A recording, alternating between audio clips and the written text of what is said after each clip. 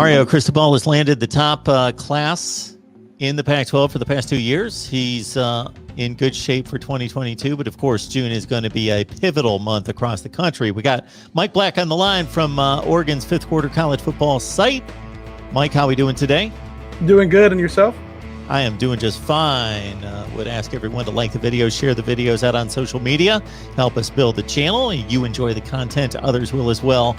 And of course, subscribe right here. All right. Oregon 2022 targets. Who's on your radar? Most importantly, who's on Mario Cristobal and his staff's radar? So the most important player right now, if I had to guess, to the Oregon staff is going to be Cyrus Moss, the Bishop Gorman weak side defensive end out of Las Vegas. He's sitting at 6'6", 220, and I think it's no secret that Kayvon's going to the NFL after this year. He's mocked number one in almost every draft as like big boards wise. So he's going to go in the top 5. It's almost guaranteed at this point. So you're going to need somebody to replace that. And Mace Funa may end up in the draft. That could have been one of the replacements. And a lot of the guys we've recruited have switched positions to outside linebacker, or they're playing inside on the defensive line.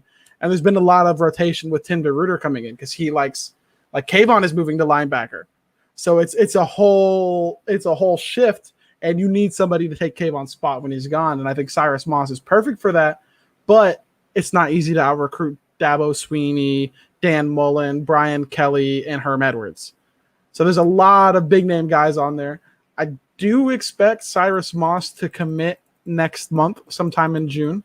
My guess as of right now is obviously going to be Oregon. He's scheduled to visit for Oregon on June 4th. So I think my guess would be 2 weeks after that he commits possibly to the Ducks. Outside of that, I think it's really important to lock up the state of Washington. You have one of the best players in the class, I think the best offensive tackle in the class, in Josh Conerly Jr. Josh Conerly is a big guy. He can play left or right. And, you know, we have an offensive line head coach. We have a really solid offensive line coach in Alex Mirabal. He's a Polynesian Bowl. He's an All-American Bowl player. He's really long. He's got good footwork. And he's also, I think he plays basketball as well. So he's got the athletic ability to him, similar to a Penei Sewell, which we just saw recently. And it's with Washington producing back-to-back classes, like they have the 2021 class with JTT, Emeka Egbuka, Sam Howard, the 2022 class with Josh Conerly, Tobias Merriweather, Ryan Otten, Dave Luley. It's going to be really important to establish a strong foothold in that state because you have Ohio State coming out there every year now. You have Oklahoma coming out here every year now. You have Alabama throwing offers out here every year now. They're maybe not pushing those guys super heavily, but they're throwing offers out on the West Coast outside of California now. So it's becoming more of a competition to keep the guys on the West Coast. From 2018, 2019, 2020 classes, you see Oregon was able to get them top 10 classes just by, you know, keeping guys out west, and snagging one or two guys east of the Mississippi, like you're snagging the defensive tackle Jason Jones from Alabama, or you're snagging Seven McGee from Rochester, New York. But with everyone coming over on this side now, it's not going to be as easy just to keep all the West Coast targets. You're going to have to go and take a couple more guys out east. That's why you see Oregon throwing a dozen offers out in Georgia. They're throwing like 24 out in Alabama. Oregon and Arizona State have been invading Florida for the past few years. They were throwing out offers. They were throwing out more offers. Now they're getting in the top 10s. Now they're getting in the top 5s. Now they're landing commits. If you go look at there was a graphic I seen on Twitter. It was the rosters and how they've changed over the past 5 years. You had Oregon all the way out west, Arizona State all the way out west. And over the past few years, it's been shifting east and east and east. And it's going into Florida. Florida, if you look then, it was like 1-2 players in Florida. And that would be like the Jordan Scotts, like a 3-star, got developed, then eventually started playing. But now it's that linebacker out of Miami. I can't think of his name. He's a recruit this year, 2022. You have Avante Williams out of the 2021 class. He would have went to Oregon if it wasn't for family issues going on. There's just so much pull from these brands. Like Herm Edwards himself is a brand. Oregon has the Nike brand. USC is USC. So these schools, if they want to keep recruiting well, you're going to have to go outside of your state. And you're going to have to do what Alabama does and throw out a couple hundred offers. I know I've seen some people talk about, well, does your offer really mean much if you're throwing out a ton of them? Well, does your class really mean much if it's ranked 30 something in the country? Like, if you got to throw out offers to land kids, you got to throw out offers to land kids. It's going to happen. There's so many kids, so many potential misses in the recruiting class, so many potential diamonds in the rough. You got to throw out offers, get guys interested, get them to your events like your Saturday Night Lives or your camp events that your team has. And then you get a chance to see them in person, see them against other guys you're potentially interested in at the same positions, and you can narrow it down more. If you don't have any interest and you haven't talked to a kid, he's not coming to your Saturday Night Live like Mario Cristobal hosts. Like, he's not going to come there, and you don't get to see him matched up with the guys you are interested in currently. What if, say, this is just for example's sake, it didn't happen. I don't believe it would happen. Say a year ago, we had a Saturday Night Live, and Terrell Tillman, the defensive end out of North Carolina, he came and completely outclassed. Not saying this is accurate or actually happened, just an example. Corey Foreman's an elite player. He's going to be elite. He's going to go play in the NFL. He's going to be a beast. So say he came into your Saturday Night Live and completely outclassed a guy like Corey Foreman, a guy ranked similarly as Corey Foreman. Then, just because you showed interest in him all the way out east, you gave him a scholarship offer, you showed a little bit of interest, he came out to that camp, you see, oh, shoot, look what this guy might have. Like, this is the number 2 ranked player in the country, and he's just running laps around this guy.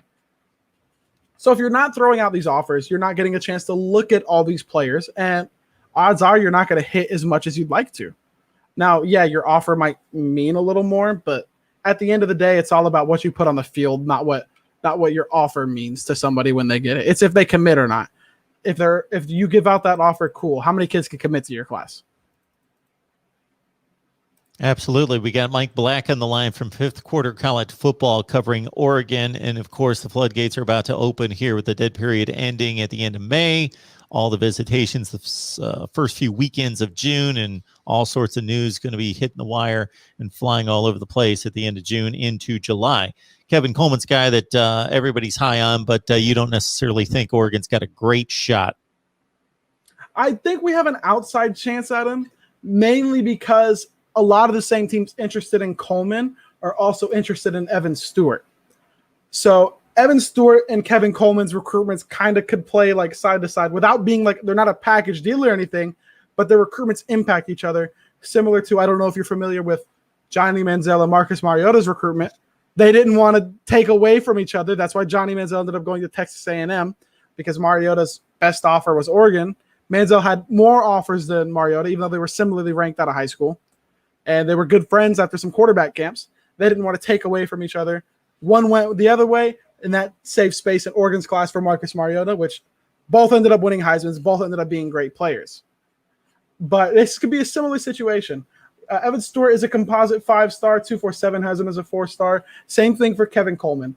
And Kevin Coleman out of Missouri? Montana? Which one was Missouri. that? Missouri. Kevin Coleman out of Missouri and Evan Stewart out of Texas. So I think we have a slightly better chance with Kevin Coleman, but we need like Alabama to possibly land Stewart for us to get that. If Alabama lands Stewart, my confidence in landing Kevin Coleman would increase exponentially, because then Alabama's got one less spot for a wide receiver. They're maybe not pushing quite as hard for Kevin Coleman. It's similar to how Clemson did with Justin Flo. They didn't think they had Flo. They got a commitment from another linebacker. Didn't push Flo as hard. Flo ended up going between USC and Oregon. So because you fill up with a player elsewhere, it gives opportunity for other schools to jump in. And I'm hoping it works out that way for us when it comes to Kevin Coleman. I would love to have him. I don't understand why we're throwing so many wide receiver offers out for these classes, though. We just pulled in the best wide receiver class Oregon's ever brought. Before that, we have Micah Pittman on roster. We have Jalen Redd on the roster now. A lot of these guys are going to be leaving. A lot of them are going to be staying. You have Devin Williams out of USC. USC's got a loaded wide receiver room. They might lose another player to transfer here in a year or two. Like, we have so much on the roster. I don't understand. Like, we offered some kid out of Utah, unranked, and we've sent him offers and got crystal balls for him. And it's just like, we have a surplus at that position, but we're short at, say, defensive tackle. We just lost Jordan Scott, and we're not sure who's playing defensive tackle for us, and we're not sure if they're going to be up to snuff with what we want. But instead, we're offering like 5 wide receivers, and we have like 1 defensive tackle offer out. So it's recruiting is always weird. And like you said, this month of June is going to be insane. We're going to see decommitments. We're going to see commitments. We're going to see flips, transfer portals as these spring camps are coming to fruition. I expect to see maybe a quarterback transfer, but maybe not because of that spring game. I don't know if you caught Oregon's spring game. I did not. So in Oregon's spring game, all of the quarterbacks, none of them looked like they were a step above any of the others. Yeah, you could have had your favorite. For instance, I really liked Robbie Ashford. Big piece of news that came out an hour ago. Robbie Ashford is not playing baseball anymore. He's focusing solely on the quarterback position. So, and he was a projected MLB draft pick. He was playing really well for Oregon out of right field. He's done playing baseball. He's focusing solely on quarterback for the University of Oregon. And a lot of people really liked how he played on that spring game, including myself. Like after that spring game, I was sold. I want him starting. He reminds me of Vernon Adams Jr., if you remember from the 2015 season. Absolutely. If Vernon Adams was on that last year's Oregon team, there's no chance we lose a game. There's no chance on earth. But Vernon Adams took a bunch of guys who, respect to them, a lot of them stuck around and helped bring us back to where we were. But almost, I would guess maybe 3 of them guys are on an NFL roster. Maybe another 2 or 3 on a CFL roster, and the rest of them aren't playing football anymore. One of the only ones playing football still is going to be Vernon Adams out in Canada because he's too short, and Royce Freeman out in Denver being the backup to Philip Lindsay. So that team had nothing on it, and when he played, it looked like they were a playoff team. I think Robbie Ashford could have that same effect. He comes off as a gamer to me. And I do expect one of the quarterbacks to transfer, not this offseason, but next. And I'm just hoping it's not Ashford. Ashford, it looks like a monster. We're bringing in more quarterbacks, though, so it's going to obviously affect attrition. We just took a walk-on out of Texas, which I'm assuming is because of expected attrition. I'm assuming they expect somebody to transfer. Otherwise, you don't take a preferred walk-on from 5 states away. That's at least, 800 miles away, Texas to Oregon. So there's got to be something to that because they were pushing for him. He had PWOs for other schools. He had scholarships to D1 schools, and he came to walk on here. So that leads me to believe that someone's going somewhere. I don't know who, but my gut feeling is somebody's going somewhere. That could also affect the 2022 class as well, though. We could take maybe an extra quarterback on top of Bailey out of Alabama. There's a lot that's going to play out after this month of June, and what we see right now could be completely different to what happens. Let's stay on that topic before I get you back on the recruiting trail and hit you up with more commits. How secure is Anthony Brown's job? Is it his job? Is there going to be a legitimate battle in August? What I hope and what I think is the answer are 2 different things. Because from what we saw in the spring game, there is 0 reason. Now, even if he ends up being the starter, he ends up being the best out of a competition. But what we saw from that spring game gives me 0 reason for him to get every single rep with the ones. There's from what we saw from Jay Butterfield, he was making great deep throws. What we saw from Robbie Ashford moving in the pocket like he's been playing for 12 years. Like what we saw from the other guys and what we saw from Anthony Brown. Anthony Brown missed a few deep shots. He had a few drops by Micah Pittman. Otherwise, he had a fairly decent spring game. But what we saw wasn't enough for me to be like, okay, yeah, it makes sense why none of these 5- and 4-star quarterbacks got any reps with the ones. So I would hope that there would be a competition going into summer. I would hope to see Jay Butterfield and Robbie Ashford get a few more reps. Ty Thompson might be a year away. He played against weak competition in high school, which everyone understood. He looked like he had a few things he needed to work through. So I would like to see him get another year under his belt working under these 3 guys. But I really hope we get to see Ashford and Butterfield take a few reps. But I don't think there's going to be a competition. I think the staff's just they're loyal to a fault. Same thing with Tyler Shuck last year. Tyler Shuck would play bad, they kept him in. Tyler Shuck would keep playing bad, they would keep him in. Anthony Brown got a few drives and a few plays, but they're loyal to their players, which can help and hurt you. You got to be able to adjust if you need a new spark. Alabama a few years ago took out Jalen Hurts, put in Tua Tagovailoa, and won a national championship. You got to be loyal to the players, obviously. You got to do right by your players, but you can't do it to the detriment of your team. Yeah, he's also a known factor. So even though he's not a dynamic player, they know what they're getting. He's put in a full season at Boston College, more than a full season there, and almost a full season as a starter there. So the known commodity, and coaches like to know what they're getting. So that's going for I feel like with a top, I think we're 10 roster, a top 10 roster on the 247 talent composite. You don't want to. I feel like you don't want to go for who's got the highest floor. I feel like if you have one of those 10 rosters, you could compete for a championship as long as your quarterback is right. There's 4 teams in a playoff. Top 10 rosters should have a chance to compete. If you're going to go for the highest floor, you're pretty much taking yourself out of that. Because if their ceiling is low, you need somebody who's going to win you a game. If you take a Anthony Brown type, which from what he's been, could prove everybody wrong. He could prove myself wrong.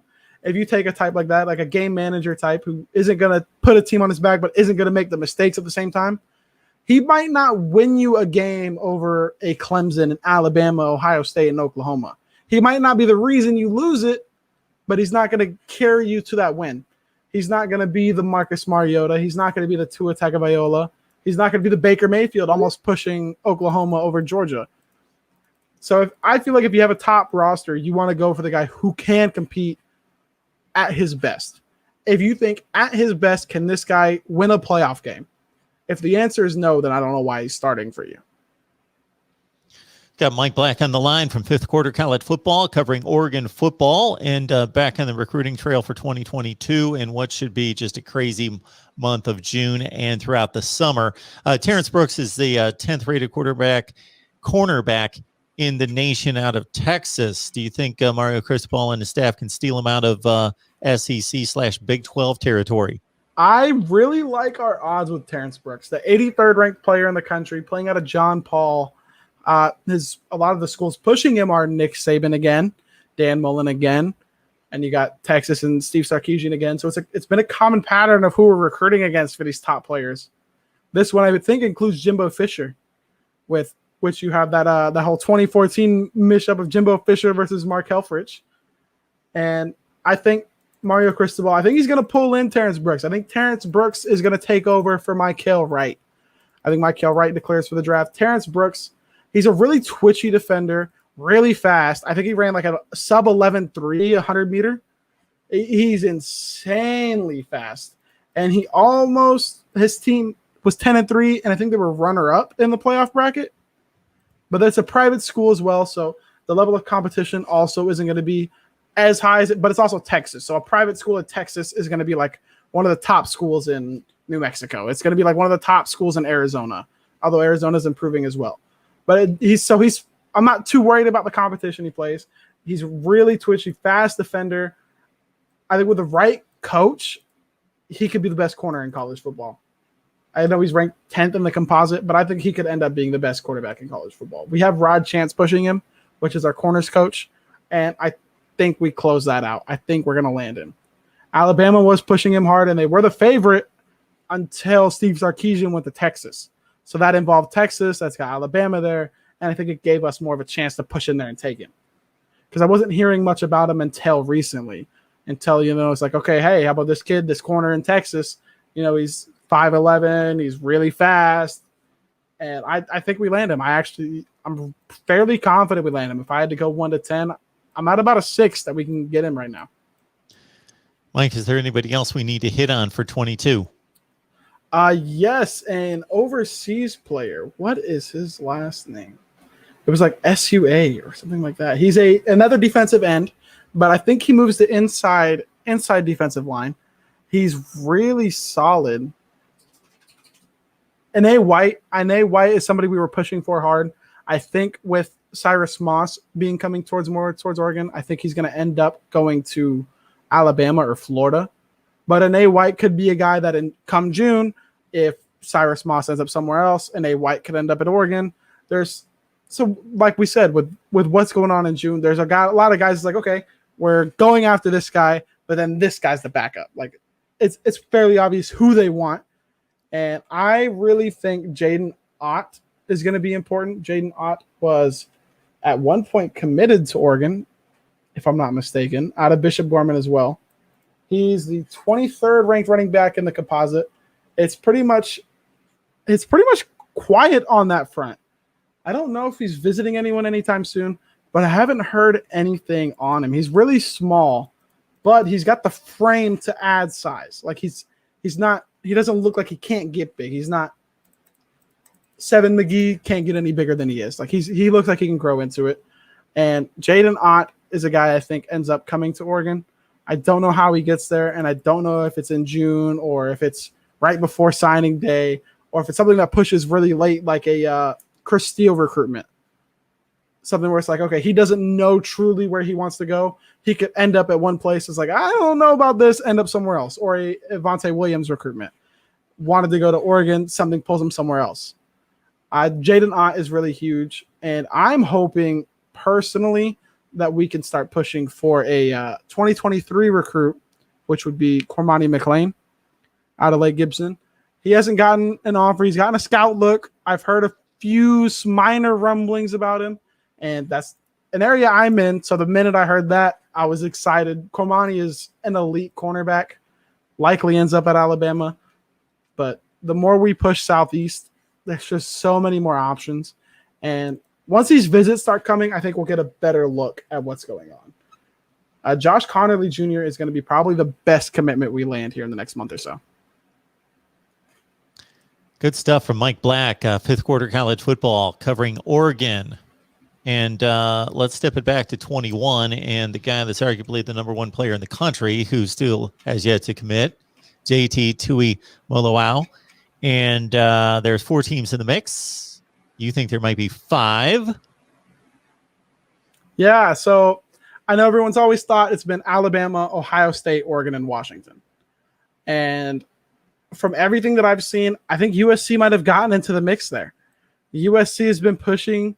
USC got Corey Foreman. USC's gotten a lot of guys that we didn't expect them to keep. For a while, a lot of people expected Corey Foreman to go to a Alabama, Oregon. It's one of the big competitive schools who've been recruiting really well lately. So they get Corey Foreman, and from what I've heard, they're entering themselves into that race for JTT. They may not be the top name. They may not even be a top 3 name, but I wouldn't count them out completely. I would probably have Ohio State still first. Alabama, Oregon, and Washington are all hovering around the same spot. But I think it's going to really come down to who gets that last visit.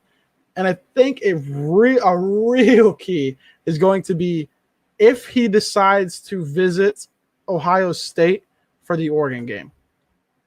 Because that atmosphere could just be something he's not going to – like, I can't think of a game that he's going to see it for Alabama unless he goes to the Iron Bowl.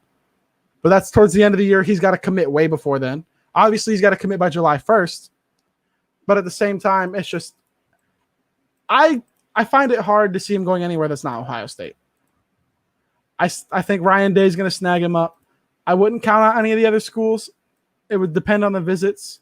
If they could visit after the games were starting, I think it would be Ohio State, no-brainer. But I still think it's Ohio State. If I had to give a dark horse, I'd say Washington. Which I hate saying that. And then I'll probably edit there. Then finally, Mike, down your way in the state of Florida, you've got some hot takes. Sam McCall has been one of the linchpins in Mike Norvell's resurgence there at Florida State in recruiting as a 5-star possibly coming their way. But at the same time, there's a long way to National Signing Day in December, so a lot can happen. Yeah, a lot's going to happen. I think here soon in the coming months, I don't expect to see Sam McCall remaining a Seminole commit. I know he was committed to Florida at one time, and I mean his Twitter ad is Alabama. Like he's been an Alabama fan since he was a youngin'. Like he's always been an Alabama fan. But the one thing more important to him is playing with teammates. So when he committed to Florida State, it looked like Jalen Glover was going there. Jalen Glover's been leaning more towards Georgia Tech here recently, and now I'm hearing Sam McCall falling back off of Florida State. Also, he's gotten a lot more communication from Alabama and Nick Saban. They're attempting to pull him over as a wide receiver. And a big pull there would be Alabama is really heavy into 2023 cornerback Cormani McClain's recruitment. So if you could pull Cormani McClain, I think if you pull Sam McCall, you land Cormani McClain. Whoever lands Sam, whether it be Florida State, whether it be Alabama, whether it be somebody else like a Florida, somebody off we don't expect. Whoever lands Sam McCall, I'm almost certain will land Cormani McClain. And if they want Jalen Glover, I believe they would land him as well. So if Florida State wants Jalen Glover and Sam stays there, I think they get Jalen Glover. Jalen Glover, I would assume, goes to Georgia Tech. Sam McCall, I'm assuming, goes to Alabama to play wide receiver. Cormani McClain, the cornerback, I assume, goes to Alabama as well. And Gabriel Brownlow-Dindy, the legacy recruit for Oklahoma, Florida has been pushing hard to get back in it for him. Lakeland has been a pipeline for Florida for years with Ray Lewis, Chris Rainey, or Ray Lewis was Kathleen. With Chris Rainey, Marquise and Michael Pouncey. You got all these other guys who have played there. Aaron Hernandez. So all these guys have come out of Lakeland and went to Florida lately with all these other schools. It hasn't been locked down as hard, but Florida wants to get back in that for Dindy. They just got DeMarcus Bowman to transfer from Clemson. And if they can land Dindy, that would be huge. They got Keon Zipper out of Lake Gibson, former teammate of Sam McCall and Cormani McClain. So at this point, I would have Dindy going to Oklahoma still, but I'd watch out for Florida in that recruitment. Mike Black with some great information and insight for us as things are going to explode here in the next few weeks. Fifth quarter college football, you can catch him right there on Oregon football. Mike, we appreciate you stopping by. Would love to have you back. Appreciate you too. I'd love to be back.